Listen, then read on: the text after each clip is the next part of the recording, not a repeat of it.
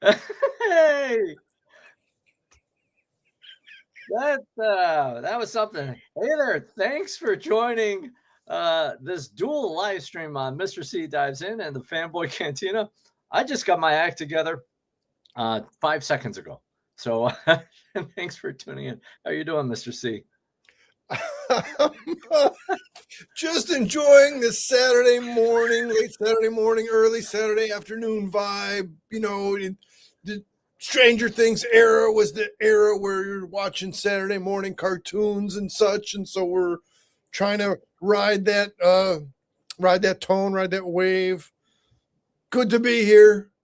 Happy to be conversing with you, Fanboy G.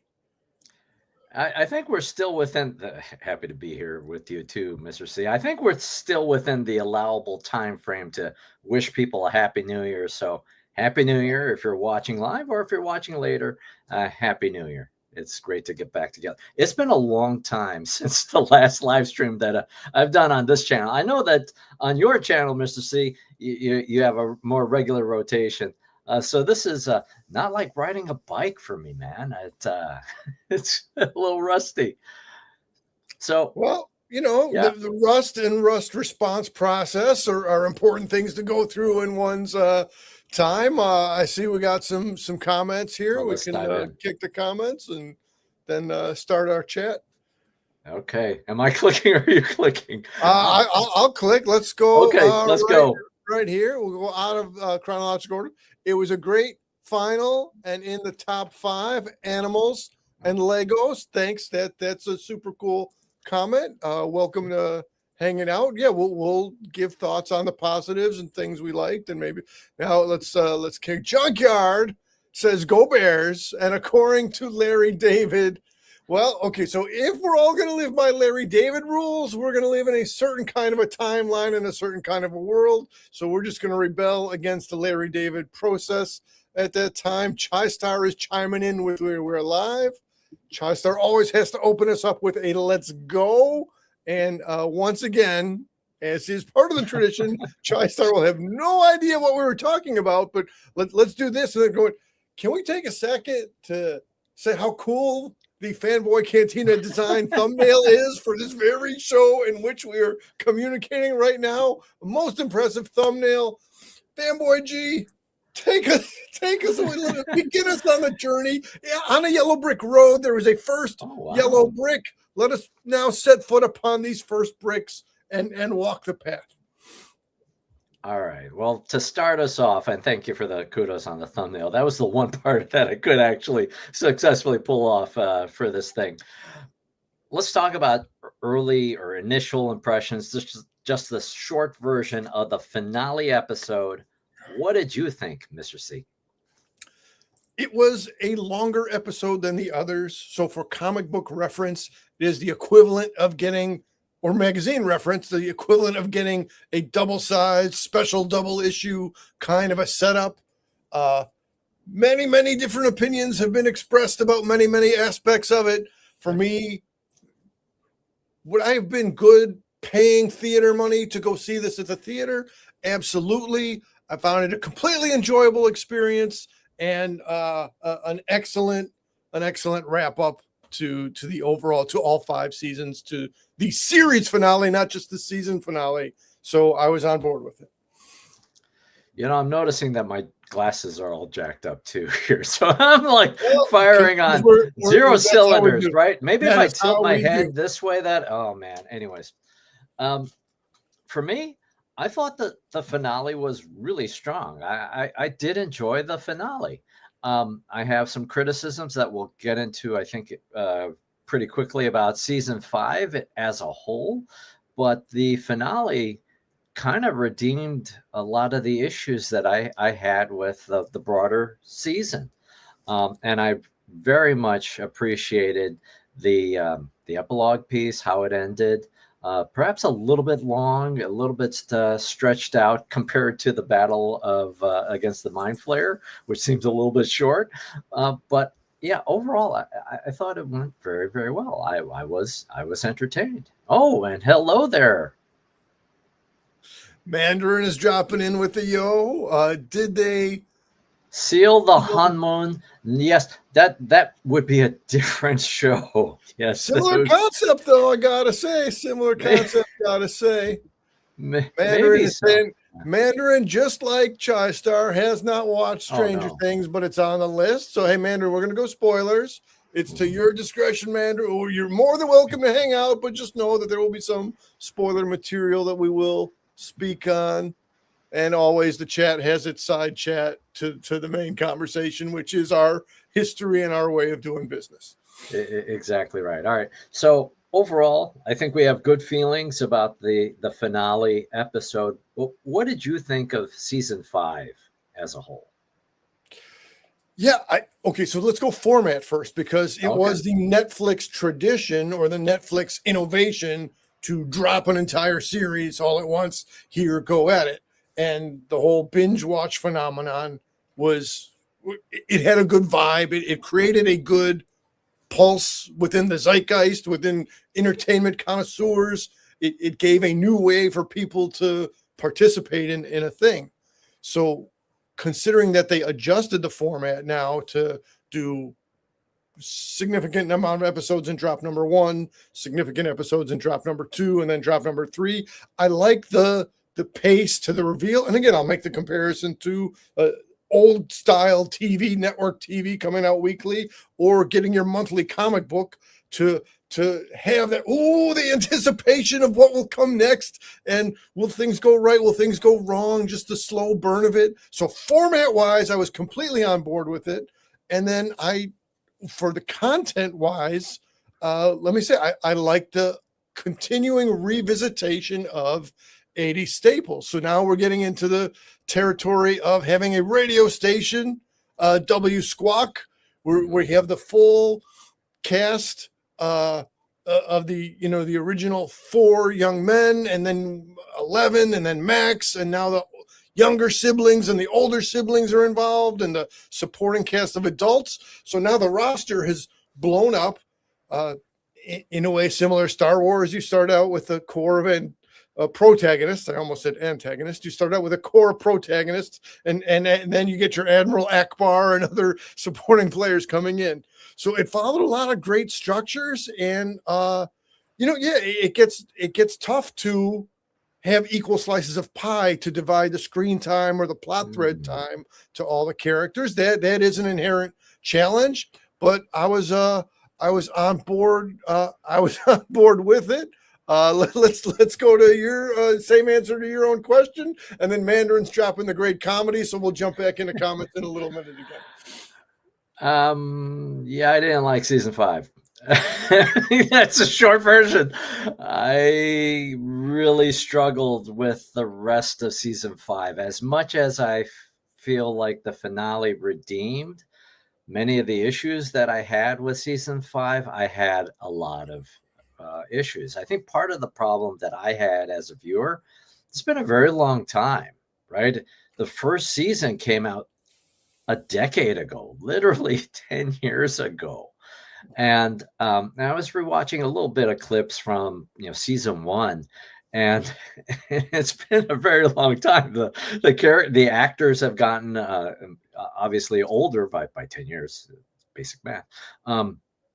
But it's been a very long time, and the gap between season 4 and this one, it made it hard for me to get back into this season and into these characters. I also felt, generally speaking, pacing wise, it was very off. It took a good amount of time for the series to get its footing. I felt like it didn't get its footing until maybe episode 5 or 6, at least for me. Generally speaking, I thought the visual effects were very weak for much of the season, to the detriment of certain episodes. And because you had so many characters here, it reminded me, we're going to get into, I think, other like references for this thing. But overall with this season, it reminded me of, oh man, what's the name of it? There was the third installment of Jurassic World, the one where you had the Jurassic Park cast, and right, with Laura Dern and Jeff Goldblum and the gang, and then you had the Chris Pratt group, and you had them going off on their separate directions. There's a lot wrong with that movie more broadly, but in terms of like characters, there were so many people, and because it would often hop between these different, the different story arcs. You got the one-on-ones happening, and then you had the big groups, and then other stuff. There were too many people, and I think it was to the detriment of the characters that we first cared about, the original four, because you had the this new group with Holly, and then you got another dozen kids, I think, or yeah. So you got all of these other kids or characters, actors in the piece, along with your core group. Yeah, so I think the amount of characters just did not work for me. I think the pacing didn't work for me. I know that other reviews have poked holes in some of the plot holes and things along those lines, but I think pacing, the amount of time, and also the age of some of the actors, where none of these people are in high school. It just sort of, there's nothing you could do about that, but so I really struggled with season 5, and to be honest, in episode 2 or 3, it was just a slog. It was like, I gotta get through it. So I hate to be as negative about the season. I love the finale. I really enjoyed the different viewpoints. Yeah. All right, so let's get into the comments a little bit. Oh boy! All right, so you have comments about the season, post them in here. But yeah, let's get into the comments. Yes. Okay. Okay. So going back a little ways, so we had the "What's Up, Homeboy" Mandarin. Yes, thank you. The two-tone is age fitting. Digging the slick hair as offered by Fanboy. Talking about Asian Doctor Strange. There is request for, there it is. The request has been filled. Need Fanboy G to do the eyebrow lift. There's a whole lot of comments on that. Mandarin jumping on that. Happy New Junkyard says, "Happy New Year, Mandy. I really enjoyed the first season, but found the monsters from the Upside Down too campy and derivative and stopped watching mid-season 2. When Junkyard needs to jump out of the yard, so be it." That's, again, variety of opinions. We're just here commenting, discussing like we're at recess, discussing like we're at an establishment. I popped the same comment again. Now we have, I would pay money to see the eyebrow lift. The characters look different from the first season. We're getting old. Did they have an explanation for the age gap? I don't think they had an in-story explanation. I think they're just looking for the how you call it, the disbelief, the accepting of the disbelief. Very much so. The thing where you just buy into suspension of disbelief. Suspension of disbelief. Yes. There we have it. And again, there was a lot of eyebrow lift for the fans, and do it, and eye and brow. Okay. All right. Well, always the comments have continued. Okay. Well, we were trying. Okay, let's get back to the main business here. Blah blah eyebrow. Never watched Stranger Things, but the daughter. The daughter of the Mandarin. That's a great story right there. Good. No idea what's going on. We have and that's Jam. All right. Well, welcome. Thanks for the comments. Yeah. And Chai-Star G, you crazy man. Okay, so now we've had the side conversation brought into the main conversation, and then returning to the content. So where do we want to steer the ship next? Well, I do want to get to, maybe let's break it into two halves. There's the first half, because it's what, a 2 hour plus episode, right? So the majority of the episode wraps up the battle against Vecna and the Mind Flayer reveal, all of those elements, and then we got kind of the story after. It's the after part that I enjoyed more than the rest of with the rest of the episode. But let's try. See, I think the more that we talk about it, is the lower that it's going to reduce the number of stars that I've got with this episode. what did you think of Holly here? There's been some criticism on the internet about Holly and the rest of the new characters that were introduced here. What did you think of the Holly arc? She did have more screen time than many of the characters that we first watched in season 1. What did you think of Holly? So Holly as a character, like, doesn't make sense within the plot. Is Vecna going to go after conglomeration, an establishment of young and vulnerable people to achieve his, the master plot of the master villain? So that makes sense. And then as a kid actor, that's something that I've never done. So I don't have any issues with the performance. I think, the kid showed up to work, executed the job duties in a reasonable, competent, strong fashion. But as you're saying, but once it's in the plot line that Vecna is going to go after a younger set, then by default you're displacing your main 6 characters out of screen time. I did like seeing Holly and Max together. I thought that was really interesting. I liked seeing Mom Wheeler ready to defend her household. So there were a lot of pluses around Holly, and with the baked in issue is that how do you split screen time and focus among so many characters? I really like the Holly character. I don't understand the criticism about her. I think there is criticism to the Duff brothers of just sort of the balance, right? If you started the series with Will and the gang, and now we're consuming time with this character that's more recently been built up, and then you've got the rest of the kid group. Yeah, I thought the performances were really strong, as you said, broadly with that group. But did you need to have all of them? Did you need to have all of the kids? Right? You didn't hear from all of them because there's only so much time. I would not have wanted to have full story arcs for the 10 or 12 kids that have been added.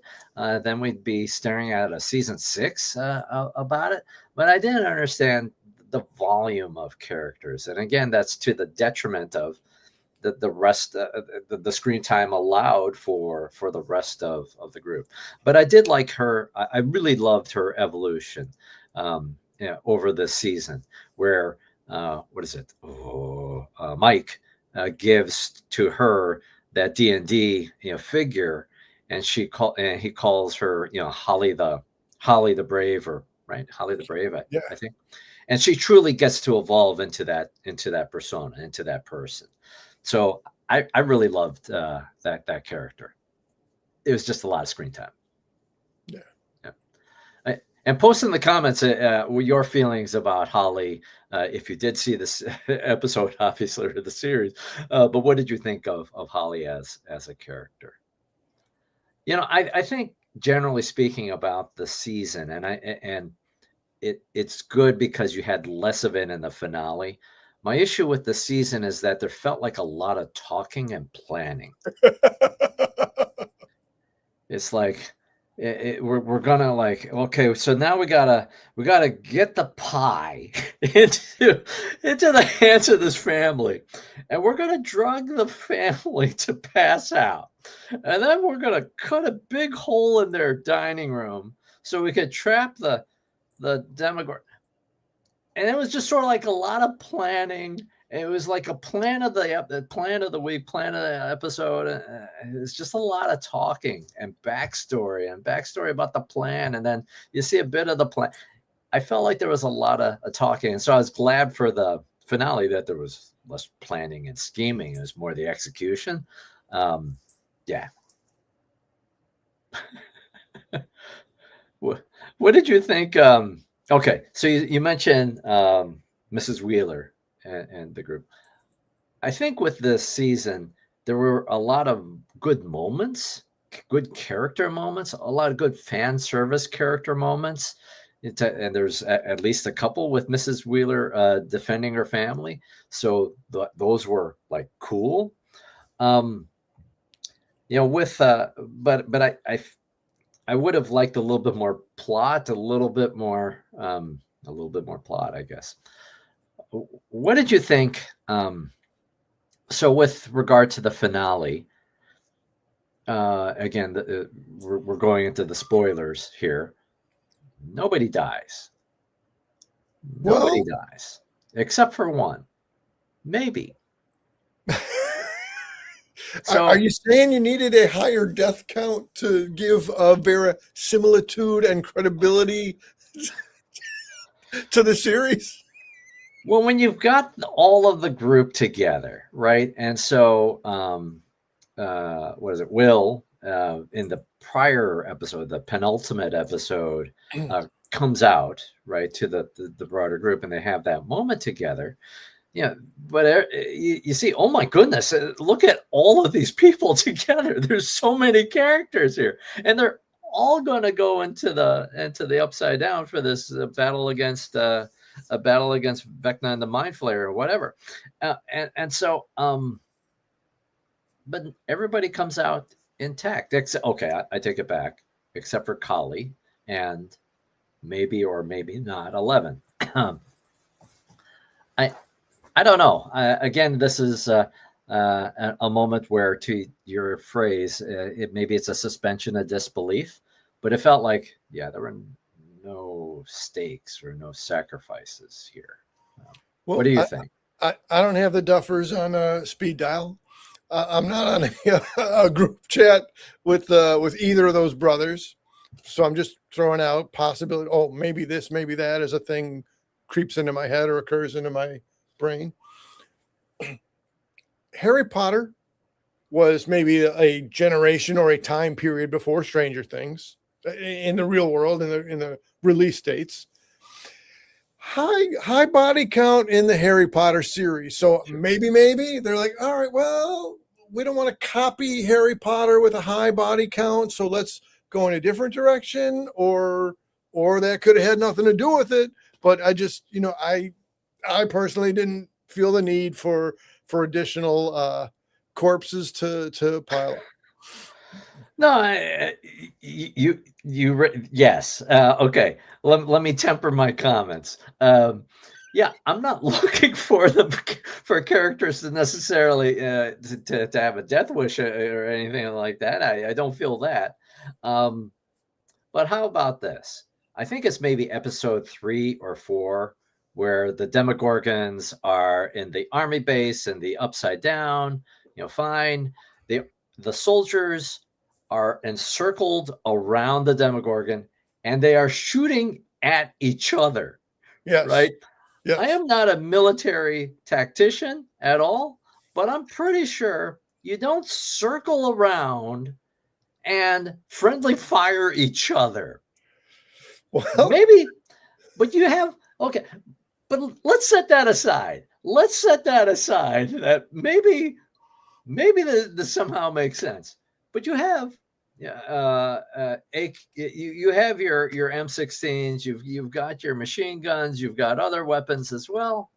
It's not doing anything against the Demogorgons, and yet in the finale, we've got Lucas with napalm water balloons, and it will take down the Mind Flayer 2.0.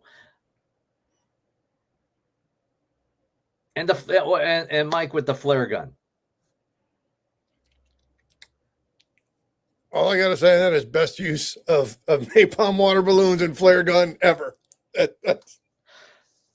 Yeah. Okay. And we've got Dustin and Steve right under the big monster, poking its bottom with spears.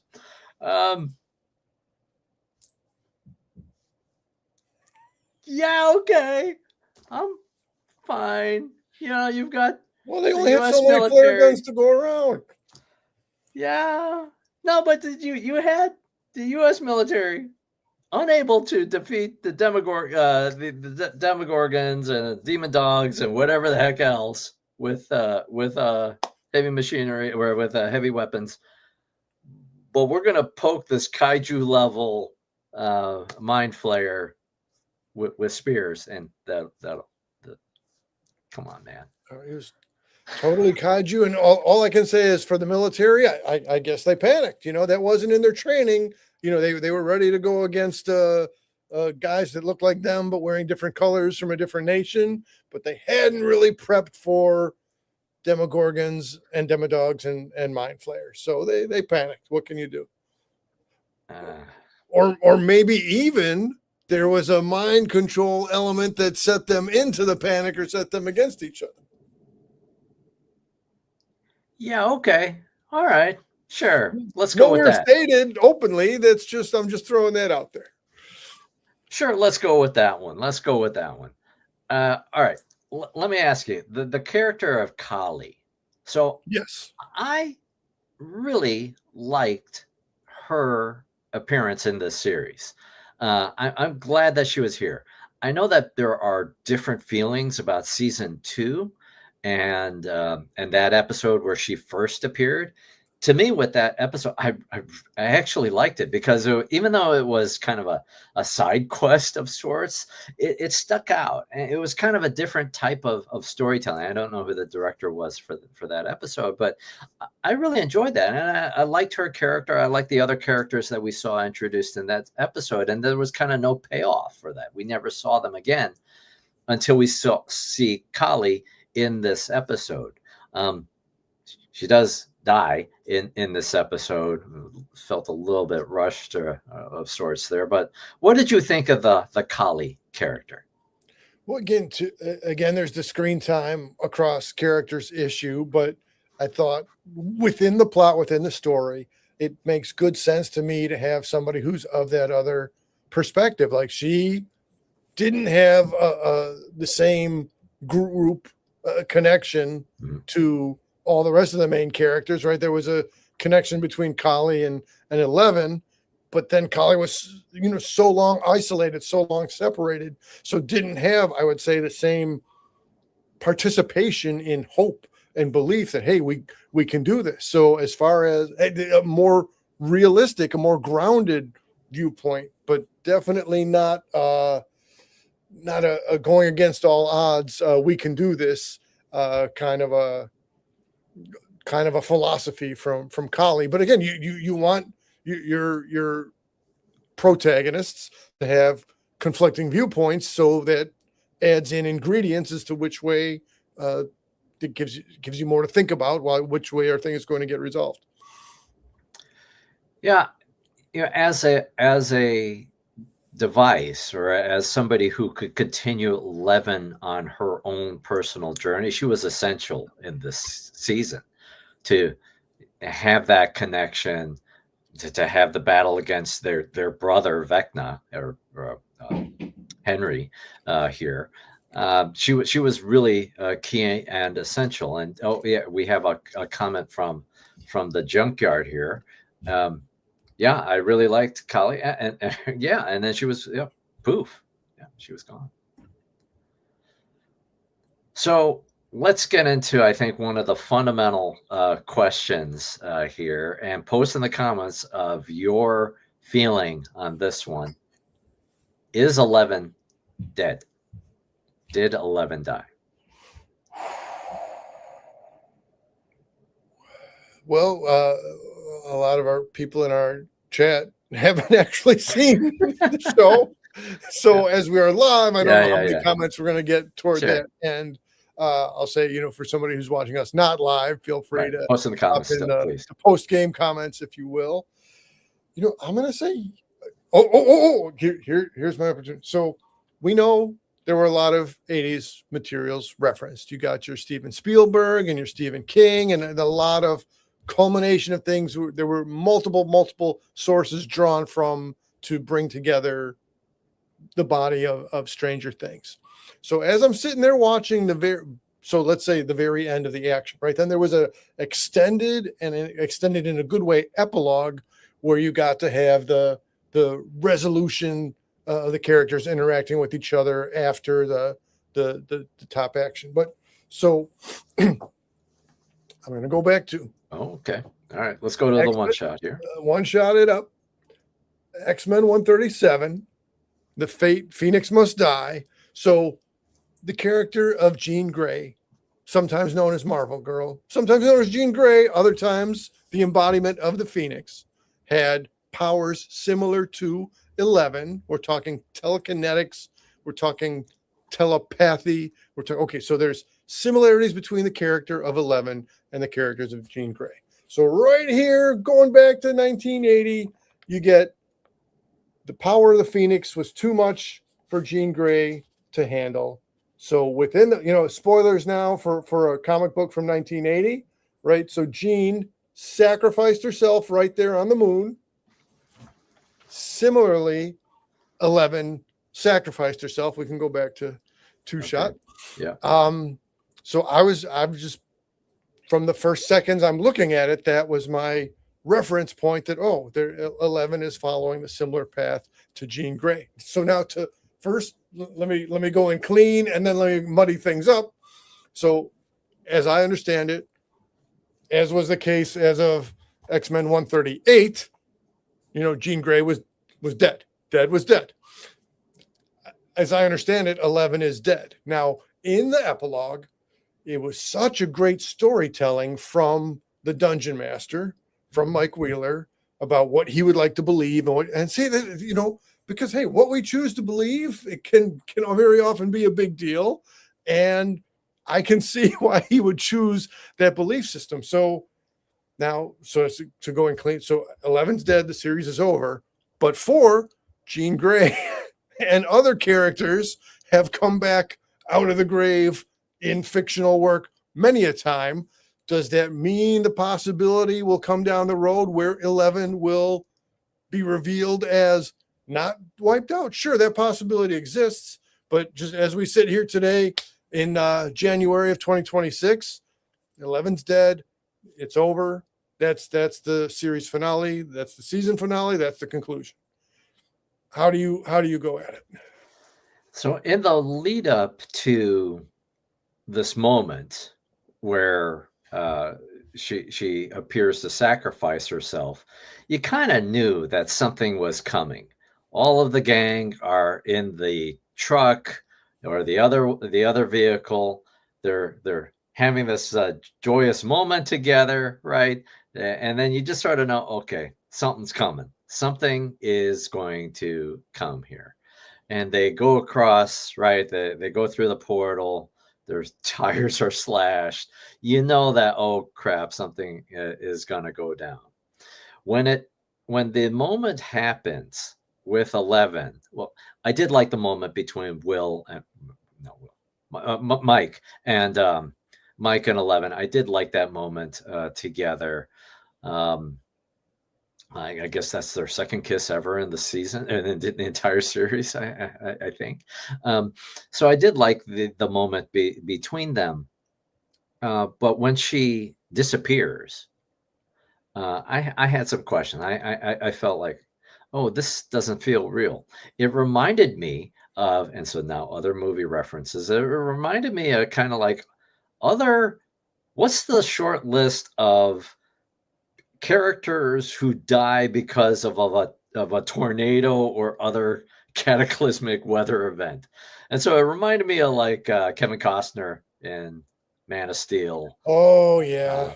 Right. And just sort of disappears or the I had another one, but it just sort of disappears. And you contrast that with, say, Day After Tomorrow with what's the name? Day After Tomorrow with Dennis Quaid and one of the Jake Gyllenhaal. There's weather events and it's really gruesome. It's kind of terrible. People getting frozen alive and things along those lines. And so when she just sort of disappears, it's like, oh, okay. That was the convenient way, the PG way of handling 11's apparent death. But I didn't like it as much. It felt more artificial. And so when we're hearing the story being told of how she could still be alive.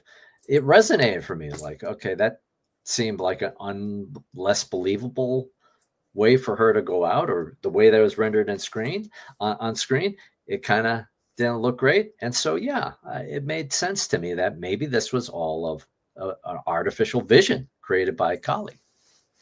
I'll give you that in a tradition of murder mystery and all the other genres intermixed with murder mystery. If there's no body, then you're not necessarily having a dead character. But now, Chai-Star popping some, I didn't consider it in these terms, but 11 is Eric Draven from The Crow. Maybe there is an Eric Draven reincarnation. I'm not dead, I'm coming back kind of an element there. Good call, Chai-Star. All right, so I've been asking you a lot of questions, Mr. C. Maybe before we go more into that second, or the back, was it 2/5 of the show? What did you think? Other things you want to call out about the battle against the Mind Flayer? That portion of the battle's the battle. I have so let me throw this question. So right throughout season 5, at any point in season 5, we said there's a lot of characters, there's a lot of character interaction.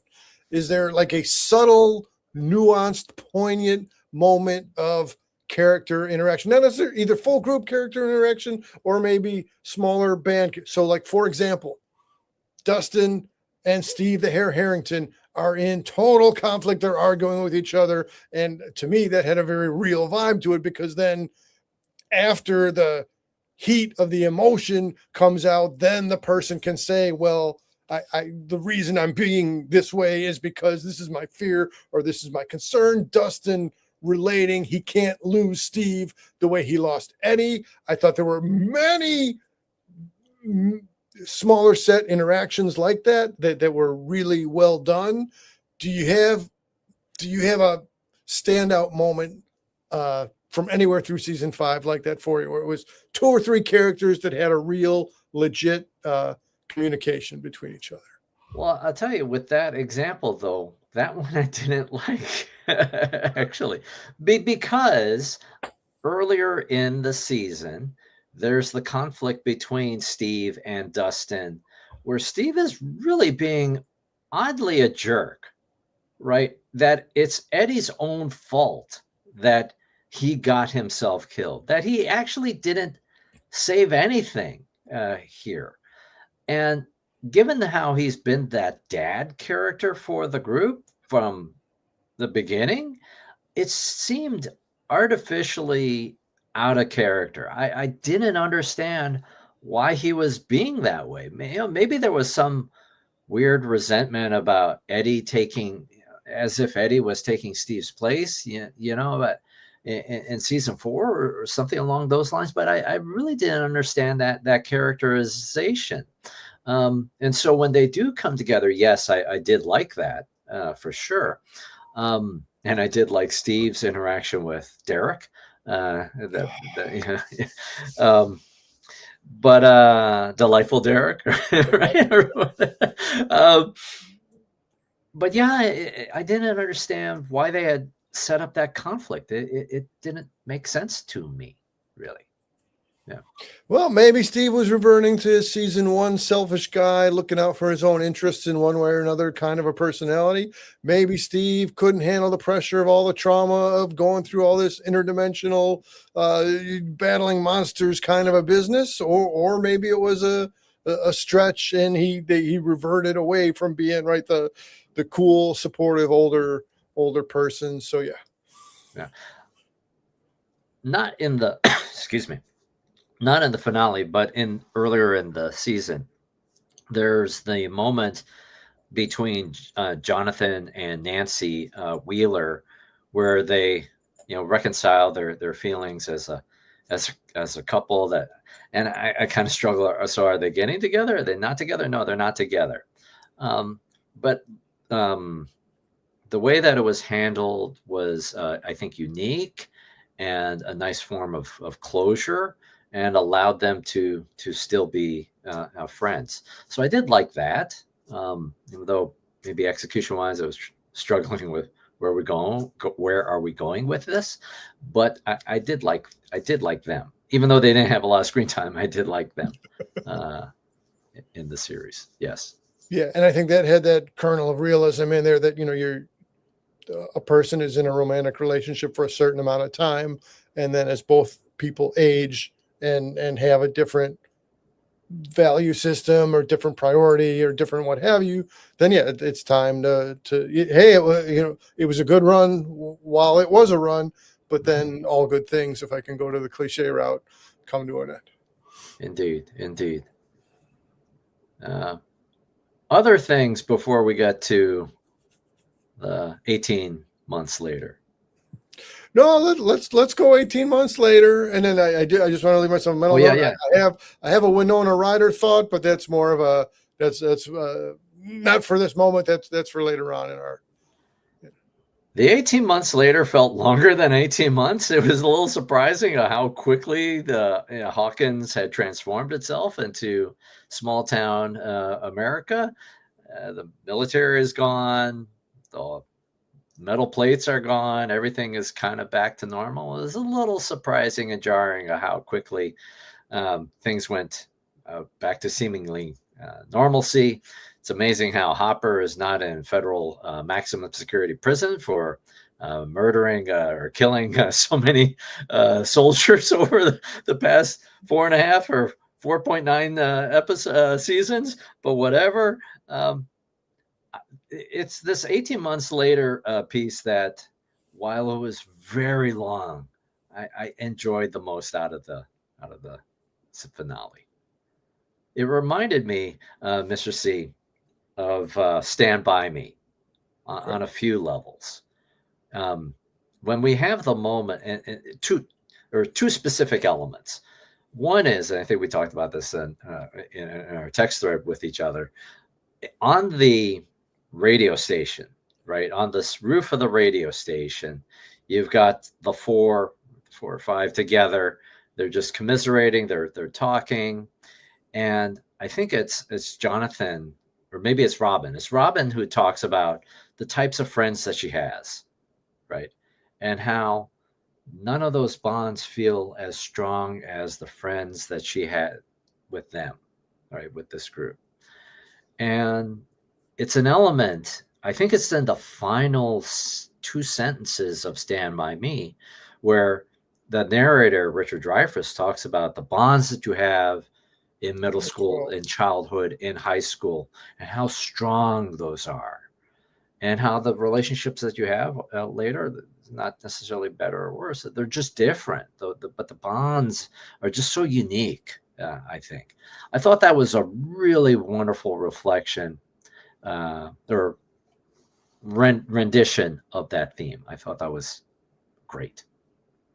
I completely agree. And again, of all the things that were pulled or revisited or reworked into their into the Duffer Brothers' current work, that quote will randomly pop up into my head somewhat frequently about at the keyboard winding down the movie. And there is definitely age specific, era specific thing about the friends you have at that age and how things do change.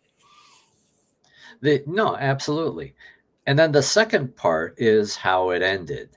And man, I tell you, they could not have picked a more perfect setting to wrap up the show. It ends as it began, right? In the very first episode of season 1, the way that we are introduced to the main 4 characters is they're playing Dungeons and Dragons. Right? 4, right? 4. Yep. Yeah. So they're playing Dungeons and Dragons together. And so how does it end?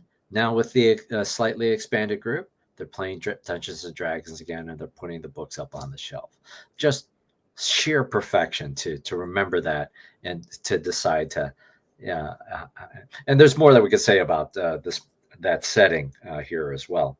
But before I lose it, the Stand By Me callback, the thing that another element that I loved about that movie is how you got to hear the stories of each of the four characters here. What happened with them? The tragedy of one dying, the Corey Feldman character, right, who dies in Vietnam afterwards. Just wonderful how they and so how it was handled in that D&D type of way. Absolute brilliance. I love that immensely. I completely agree, and I like how that was a counterpoint to I'm not sure which season, but where you're using the song by The Who, the confidential remix of Baba O'Reilly, which was a brilliant remix in its own right, but then paired to Teenage Wasteland, the lyrics Teenage Wasteland within the song Baba O'Reilly, and the concept of being in a teenage wasteland, and how at that time the voiceover quote was whatever they said exactly. Did you think we were just going to stay in the basement forever playing D&D like it was time to grow up? So again, there's a push and a pull. There's certain elements, certain things need to be shedded as we age, and then other things we can come back and revisit after the fact. And we're speaking Keenan on the 12-year-old stuff, but then also like in your any coming of age movie, there's heading off to college, or let me even stretch it up to Luke Skywalker. Luke Skywalker had to get off the farm to go become a Jedi. So yeah. The final scene, the door of the basement is closed. Luke gets on the Millennium Falcon, right? It's a way of moving on. Yeah. Yes. The setting was great. The closing of the door was just brilliant. And then how you see the Holly and then her own band of friends coming together to play D&D, just wonderful. So what else to say about the final setting? Yeah, so to hear the little vignettes of each one of the characters was great.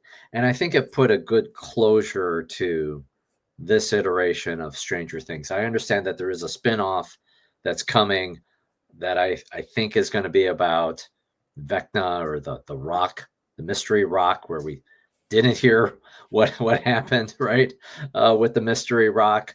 Maybe a little bit of a cheat. Oh, okay. No, I'm going to continue my thoughts before I get distracted by my own thought, by the side tangent.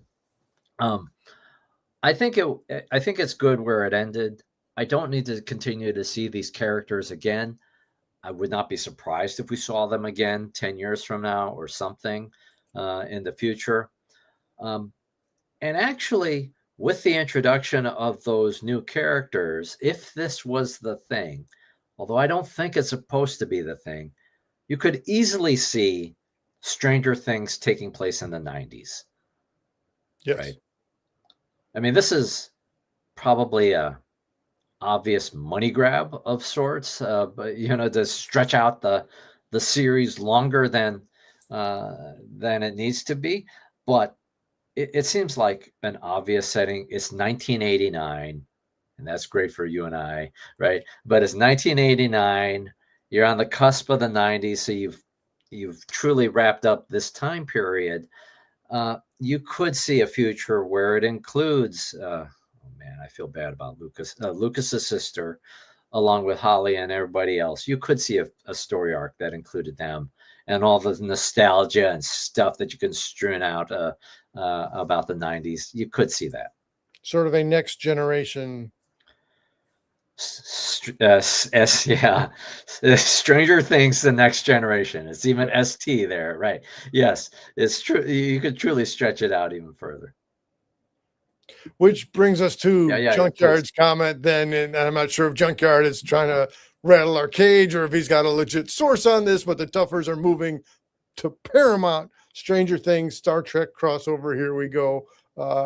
Man. Yeah. Could be. And you get some whales, and you got Spock on the bus taking the guy out with his. Yeah. All right. Yeah. Yes. Other things about the finale. All right. So let me go. Right? What you got? I'm saying we learned from the Avengers in the following way. Thor regretted that he didn't take the headshot, that he didn't go to clip Thanos in a way that might have been more effective because, again, Avengers spoilers, because Thanos had survived.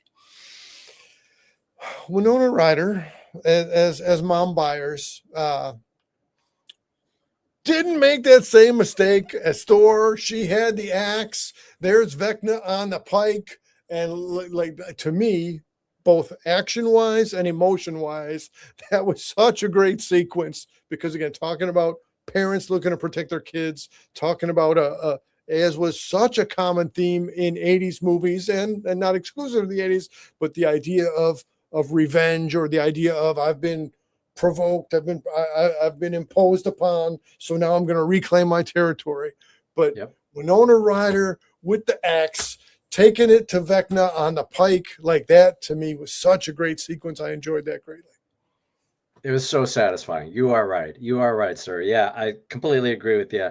Yeah, very satisfying conclusion.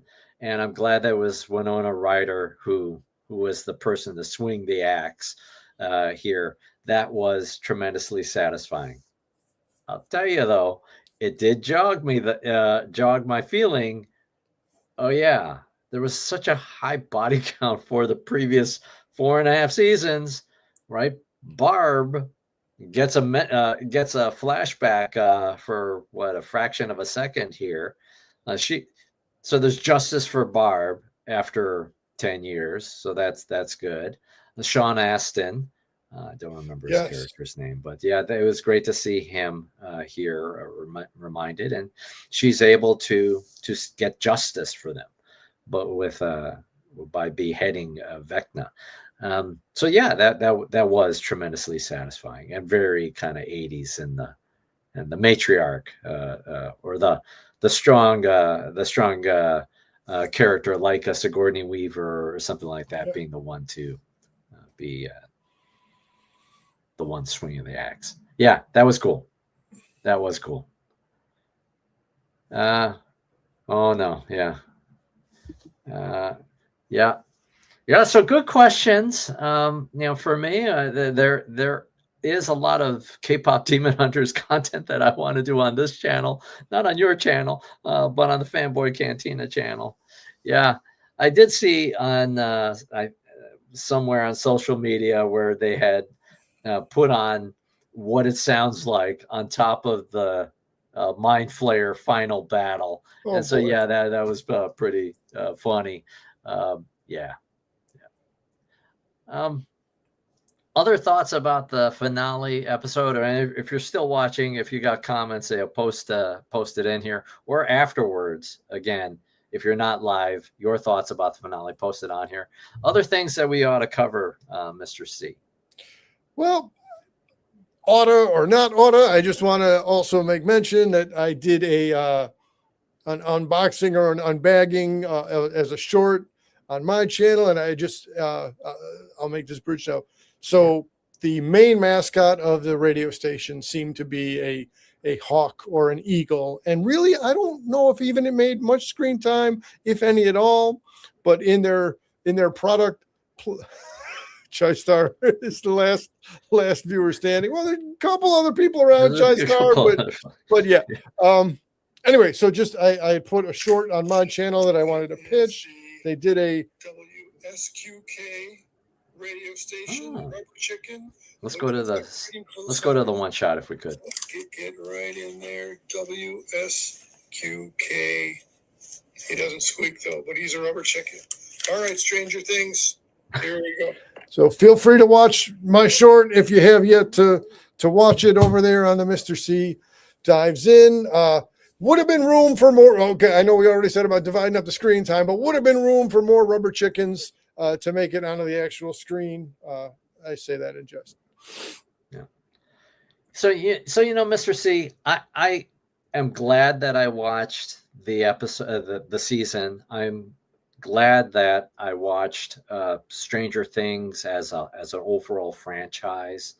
As much as there's been criticism, so I've heard the references or the analogies to like Game of Thrones, where there are people who with season 5 have very strong and negative feelings about it. I don't feel like, though, for me at least, that it was like Game of Thrones necessarily, where why are characters doing certain things? Why is it landing this way? It seems like it took the convenient way out. I don't feel like with this season that it will diminish the rest of the Stranger Things franchise. It's not like, and I don't think necessarily people feel this way about Lost, but people have very strong feelings about the finale episode of that show and the final season of that one. That one, so I think with Stranger Things, overall, still a great time. I do have more fondness for the earlier seasons than this season for sure. But it doesn't detract from my fandom of Stranger Things. For you, I think, Mr. C, it's all good. You had a good time, generally speaking, with season 5 and certainly with the finale. So, yeah. Most definitely. What's your take on what do you think may be the legacy of Stranger Things here? Yes, that, and all of a sudden I got popcorn again. Having so many cool character moments between the first 4 young men and 11, and then adding in Max. Just the legacy, I guess, is a lot of cool, enjoyable throwbacks to other things, and being able to participate in it now. I think, okay, so here, let's go this then for legacy, right? So Prince was used in the soundtrack, in the story line of the final episode. So, right. And there is a younger group in the world now, a younger cohort that had not really had exposure to Prince in the 80s or 90s or what have you. So something about the downloads or the visits for Prince's music catalog skyrocketed after that, in a similar way to Kate Bush and Running Up the Hill. So part of the legacy is to expose great music of different genres to an audience that hadn't yet received it. See, there's just so many different pieces in the legacy. This is maybe a whole other, not that we'll schedule, and not that it will actually do a whole other show or a whole other conversation. I think there are a great many treasures in the treasure box that qualify as the legacy for this. It was fun. Again, a mix of horror and adventure and a lot of positive legacy is left here. Yeah, I think so. I've waffled in my feeling about the nostalgia. I think overall it was the right level. I think it was the right level of nostalgia. Sometimes when you've got nostalgia, it's like a cheat. It's just a cop out. Like we're gonna have forced references to 80s movies or other things, and like ha ha ha, you got the. I feel like it was the right level of nostalgia in this show. You did have to in this season. You did have to suspend your disbelief of, okay, we're gonna make a time bomb based on the runtime of a Prince song, as opposed to maybe a Beehole Surfers song. We're gonna, sure, all right, the fate of the world is at stake, but let's make a timer based on a record player. And you and I are old enough to have had records. It meant the fate of the world is going to depend on the record not skipping. Yes. Like, oh, I don't know if I would do that. I don't know what your record collection looks like. I know what mine looked like in the 80s. And yeah, my Tiffany, I think we're alone now, 45 single, probably got a lot of runtime where it's going to skip. And we're all going to die because I picked the wrong 45. The technology of the era. Yeah, the technology of the 80s. But yeah, whatever. Yeah. And to end with Prince, and they must have paid a pretty penny to be able to use those songs, right? Yeah, it was the right. They ended on the right note, Mr. C. Yeah. So this is a nuanced thing, but spontaneous question comes to me now. So right, it's no stranger that you spent some college years in the college radio station. So did seeing the W Squawk studios do anything special, specific for you? Did you have any insider appreciation of that, or was it more just like here's another set within the greater aspect of the show? I think nobody in college radio had a facility that looked as good as that one. No, it doesn't exist. Thanks for bringing that one up. Post in the comments if you were in college radio, did your station look like that one in the 80s or 90s or even today? And I'll bet you the answer is no. In my day, I referred to it as the music closet because pretty much we were spinning records in the closet of my college. Yeah. So what a lovely facility that they had, and we did have the 8-track thing. It wasn't an 8-track. It was something else, but it was essentially an 8-track. These tracks that you shove in, you press the button. Sometimes they work or not, and then more often than not, I pressed the wrong button. So that resonated for me. It's like, yeah, that's exactly what I would do. But it was fun. It was a fun little bit of nostalgia of being in college radio and that feeling at that time. Well, and you weren't really rivals, you weren't really competitors, you weren't really airing against each other, but Junkyard also having his own college radio show at the time, a very different setup than your setup, but as a guest hosted with Junkyard at his invitation back in the day, yeah, I will concur that college radio facilities, nice as they are for what they are, didn't have the Netflix budget behind them to create the Rockin' Robin DJ booth. There was natural light in their booth. There was a window. I mean, oh my goodness, there was a window. Yeah, we were literally in the basement of a dorm. It's just and then even after it moved, I think it was still, there were no windows in this thing. So wow, you got you could see stuff. You can see whether it's nighttime or daytime outside. Wow, what a country.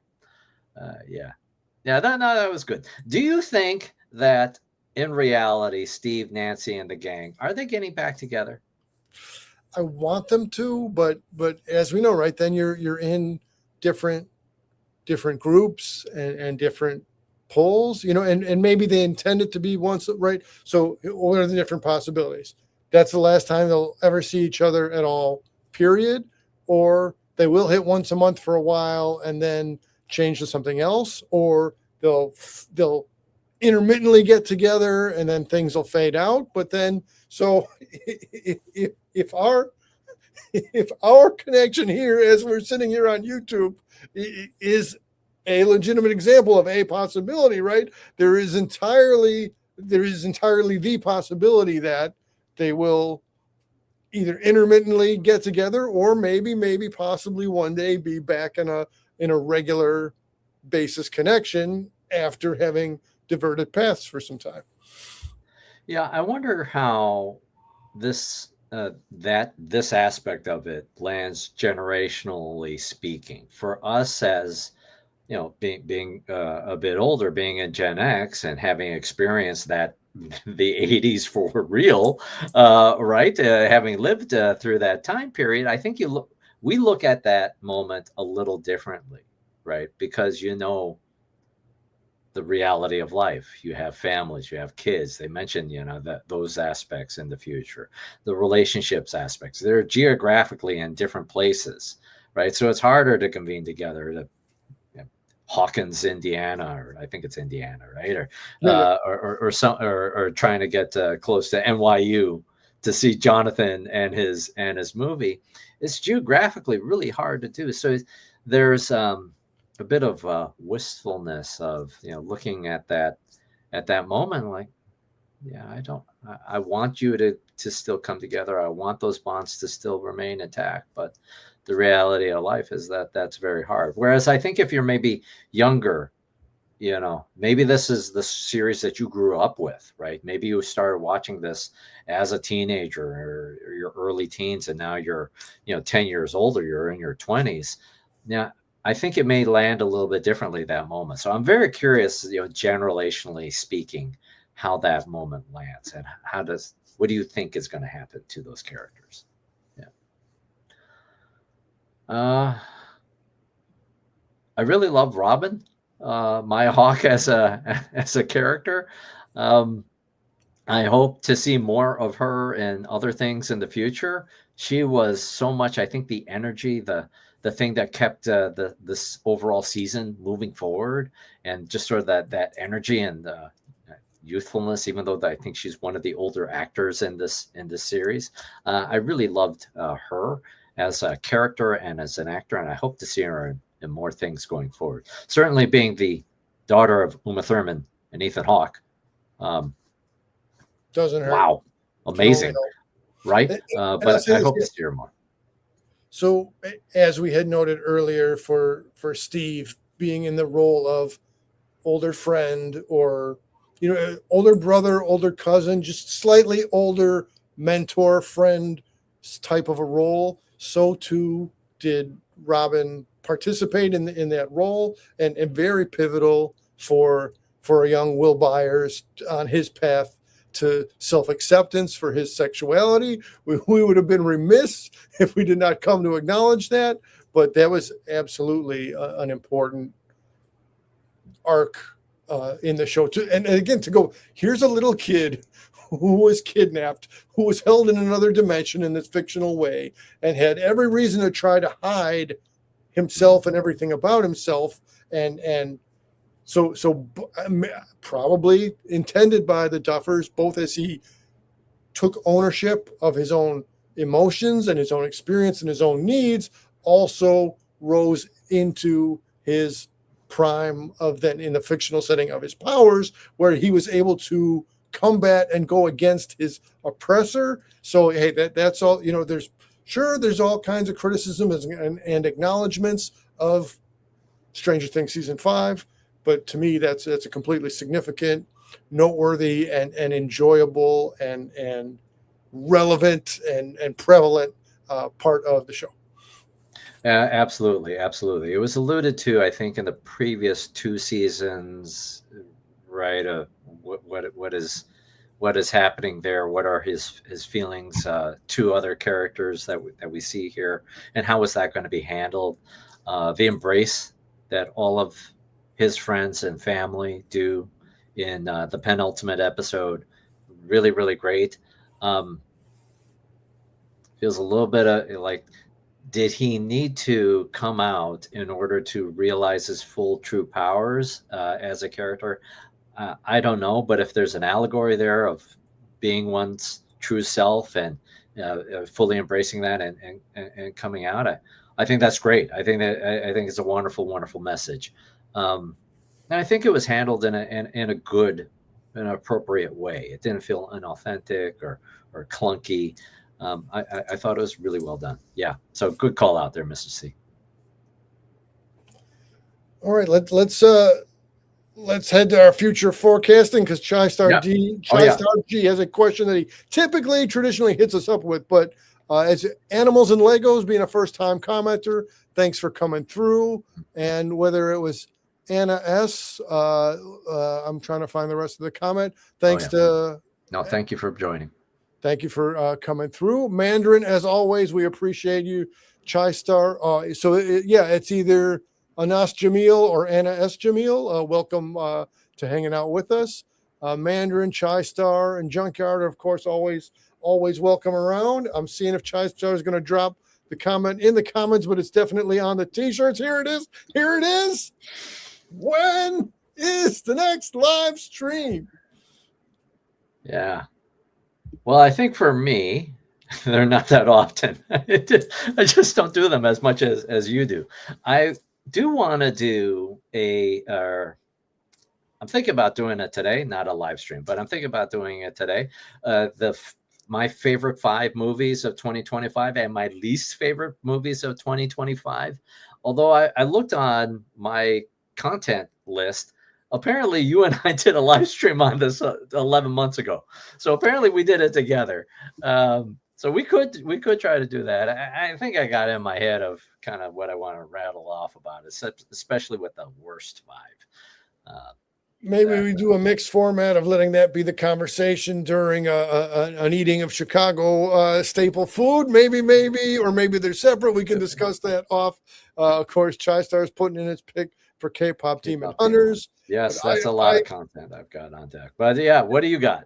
I'm looking to very soon, and I had to reschedule because I wasn't feeling all the way healthy, but I got to get Jim Campbell on my airwaves to discuss before he closes the Alex Ross exhibit at the Dunn Museum, because Jim Campbell had the good fortune to be there the same night Alex Ross was there, opening night. So he has more content, more experience of it than the rest of us did. But that, in short, really cool exhibit to see the Alex Ross material. But now I want to stay within the superhero ways. And this is, I hope Mandy is still Campbell Soup. Open that can up. Perfect, Chai-Star. If Mandy's still with us, or if Mandy's not still with us, soon to come to Disney Plus will be the Wonder Man character from the Avengers in his first full on-screen interpretation.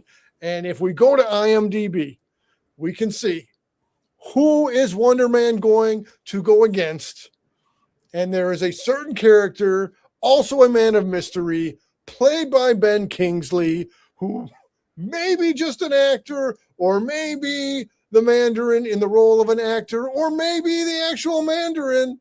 I was hoping Mandarin will join us when we get a minute in the future when it comes out to check out Wonder Man versus the Mandarin. Yeah, that's good. That's coming quickly at us. I'm looking forward to it. I will absolutely watch it. You know, Mr. C, we've talked about it off and on. I think there is like a not a morning radio aspect, but we could have banter about random ish kind of topics from time to time. That would be fun. And Wonder Man could be one of those topics in the future. Absolutely. All right, I think that's going to wrap it up for us, Mr. C. Chai-Star getting in his last words. Another show he'll forget to watch. Absolutely. But all right. Hey, it's Bears versus Packers tonight in the playoffs. Svenguli's got on a Skull movie tonight. There's plenty of good stuff in a post-Stranger Things kind of a world. More good stuff to come in the future from the Fanboy channel. Hopefully I'll have some decent good stuff coming around to dive into. Thanks, everybody, for coming to hang out with us. Awesome. Thanks so much, everybody. Take care. Go Bears. Do us all the YouTube things. Hit the like, hit the subscribe, all of those YouTube things. Take care. Thanks so much.